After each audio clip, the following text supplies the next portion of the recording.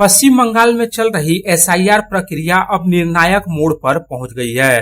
दरअसल राज्य के विभिन्न चुनावी पंजीकरण अधिकारियों अर्थात ईआरओ ने प्राथमिक जांच के बाद ऐसे हजारों वोटरों को चिन्हित किया है जिनके नाम अंतिम वोटर लिस्ट से हटाए जा सकते हैं। ईआरओ ने उन संदिग्ध नामों की सूची चुनाव आयोग को भेज दी है, जिस पर विश्लेषण के बाद चुनाव आयोग अंतिम फैसला लेगा। इस बीच सुप्रीम कोर्ट में एसआईआर से संबंधित मामले में चुनाव आयोग ने पश्चिम बंगाल को लेकर असंतोष व्यक्त किया है।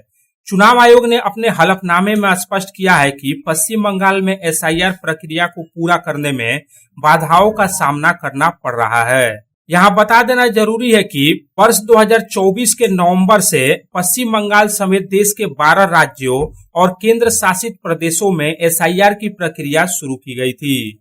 इस पूरी प्रक्रिया के लिए सुनवाई का अंतिम दिन 7 फरवरी निर्धारित है। हालांकि चुनाव आयोग के सूत्रों के अनुसार राज्य के अधिकांश जिलों में काम समय पर पूरा हो पाएगा, लेकिन दक्षिण 24 परगना समेत 3 जिलों में एसआईआर की गति कुछ धीमी है। दक्षिण 24 परगना जिले के डीएम ने सूचित किया है कि मटिया ब्रुज इलाके में अभी भी सुनवाई बाकी है, जिसके चलते वहां अधिकारियों की संख्या बढ़ा दी गई है। चुनाव आयोग ने हियरिंग के दौरान मुख्य रूप से 2 श्रेणियों के वोटरों के दस्तावेजों की जांच की है। पहली श्रेणी में वे वोटर शामिल थे जिनका 2002 की वोटर लिस्ट के साथ कोई संबंध स्थापित नहीं हो पाया। उन्हें व्यक्तिगत रूप से उपस्थित होकर प्रमाण देने को कहा गया था। दूसरी श्रेणी में वे लोग थे जिनका नाम 2002 की सूची में तो था, लेकिन वर्तमान रिकॉर्ड में नाम या सूचनाओं में त्रुटियां थी।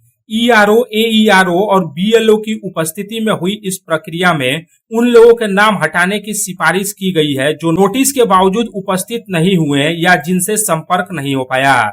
इसके अलावा कुछ ऐसे वोटर भी हैं जिनके द्वारा पेश किए गए दस्तावेजों पर अधिकारियों को शक है। चुनाव आयोग ने स्पष्ट किया है कि अब नए सिरे से किसी को हियरिंग के लिए नहीं बुलाया जाएगा। हालांकि जिन वोटरों के नाम हटाने की सिफारिश की गई है उनके दस्तावेजों की एक बार फिर चुनाव आयोग के पर्यवेक्षकों और उच्च अधिकारियों द्वारा समीक्षा की जाएगी। कई स्तरों पर सत्यापन की इस गहन प्रक्रिया के बाद ही नाम हटाने का अंतिम निर्णय लिया जाएगा।